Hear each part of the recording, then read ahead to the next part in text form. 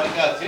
আমাদের লক্ষ্য হচ্ছে যে মানব পাচার হতে উদ্ধারপ্রাপ্ত নারী যশোর, খুলনা, সাতক্ষীরা এবং ঝিনাইদহ কোনোভাবে আসলে এই কমিটির সাথে যুক্ত আছে। তো আমরা দেখেন এখানে এই সমস্ত জায়গাগুলোকেও আমরা যদি একটু মানে আমরা চাই যে আজকে যতটা সময় আমরা থাকবো একটু প্রাণবন্ধ এবং এরকম যে মানব পাচার কমিটিগুলো আছে সেই কমিটি এবং আপনাদের যদি কোনো পরামর্শ থাকে, যেমন আমাদেরও কাজ করার ক্ষেত্রে আমাদের অনেক হাসান রিজনাল কোঅর্ডিনেটর আশ্বাস প্রদান বলতেছিলেন যে গভর্নমেন্টের স্ট্রাকচার অলরেডি স্টাবলিশড। এখন আমাদের মানব পাচার প্রতিরোধ ও দমনে আচ্ছা ঠিক আছে। তো আমাদের আছে যে আশ্বাস প্রকল্প এতক্ষণে আমরা জেনে দেখেছেন যে আজকে আমরা জেলা প্রশাসক মহোদয় হ্যাঁ সেটাতে আমরা বলছি যে একটা মানুষ যখন হচ্ছে যে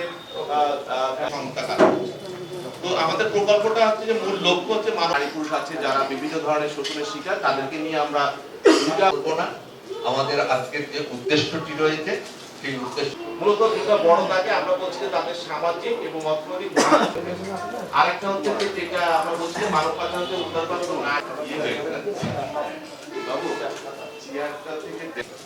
জাতীয় পর্যায় থেকে এই নির্দেশনাগুলোকে কোনোভাবে আসলে এই কমিটির সাথে যুক্ত আছে। তো আমরা দেখেন এখানে এই যে সমস্ত মানব পাচার শিকার নারী পুরুষ উদ্ধারপ্রাপ্ত হয়ে আসছে তাদের সামাজিক এবং অর্থনৈতিক যে আমরা মান উন্নয়নের জন্য কাজ করি, আমরা তাদেরকে আসলে সার্ভাইভার বলি। এই সার্ভাইভারের আমাদের টার্গেট হচ্ছে ৫,০০০। এর মধ্যে ৬৫% হচ্ছে নারী এবং বাকি ৩৫% হচ্ছে পুরুষ।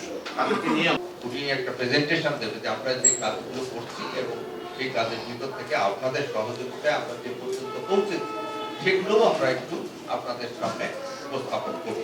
উপস্থাপন করার পরে আমরা এই পরামর্শগুলো নেব। পরামর্শগুলো নেওয়ার পরে আগামীতে আমরা সেই